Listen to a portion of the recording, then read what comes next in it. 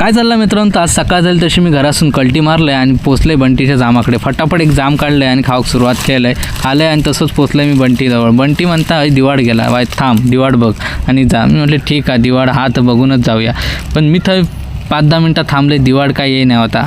पत्त्याचं बघले तर तोंड दिवडासारखा झालेला, पत्ता एकदम तोंड पाडून बसलेलो. मग बंटी सांगता अजून चल जाऊया आपण. मग बंटीच्या घराकडे गेलो तर केळीचं घड म्हणजे झाड तुटलेला, पण बंटी सांगितलं केळीचं घड काढूया. मग बंटीने फटाफट केळीचं घड काढलं आणि बाजूकच गेल्या महिन्यात झाड तुटलेला त्याचा, गेल्या वर्षी झाड तुटलेला ते जाळून टाकू होतो मुळासकट, म्हणजे कसं ते काहीतरी करू गावतला. आणि मग हे कळे सुकत घातलेले आणि पारग्यात ते फटाफट कळे बघले, रिंगी पण बघले सुकत घातलेले आणि ते आणि पुढे चलाक चालू केले. तर मी पोचले माझ्या दादाच्या घराकडे. दादाच्या घराकडे पोचलं आहे तर त्यांची मस्त कोंबडी पिल्ला घातलेला आणि ती पिल्ला बघून बरा वाटला. मस्त खूप दिवसांनी कोंबडीची पिल्ला बघितलं आहे. आता गावात खय दिसतात बघू, तेवढ्यात मागे त्याचे कोंबे पण दिसले. तर मी विचारले काय रे इकूचत, तर म्हणता होय इकूचत. तर तुमका होय असले आणि तुम्ही हडियत राहतास तर तुम्ही नक्की माका कॉन्टॅक्ट करा, मी तुमका अरेंज करून देऊ शकते.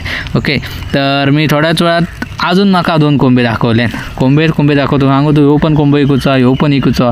म्हटले ठीक आहे मी माझ्या इंस्टा टाकतंय, तुका होय असले तर गिरायक घेऊ शकता. मग म्हणतात ठीक आहे तू खैसून त्या गिरायक. मग मी नारळ काढूक जगल्याक बोलवलं. जगल्यान फटाफट नारळ काढून दिले आणि मी यो ब्लॉग संपलोय. जर तुमका व्हिडिओ आवडलो तर नक्की लाईक करा.